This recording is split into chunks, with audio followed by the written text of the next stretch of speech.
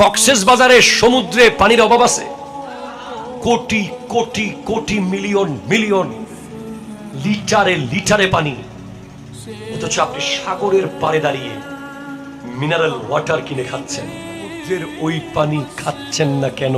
ওটাও তো পানি। কর্ণফুলী নদীতে পানির কোনো অভাব নাই। আপনি নেপালের উপরে দাঁড়িয়ে 50 হোক 100 হোক 200 টাকা দিয়ে হলেও আপনি মিনারেল ওয়াটার কিনে খাচ্ছেন। আপনি হাজার হাজার লিটারের পানি আপনার সামনে বহমান, আপনি খাচ্ছেন না কেন? এটা খোলা পানি, ওটা বন্ধ ফ্রেশ পানি।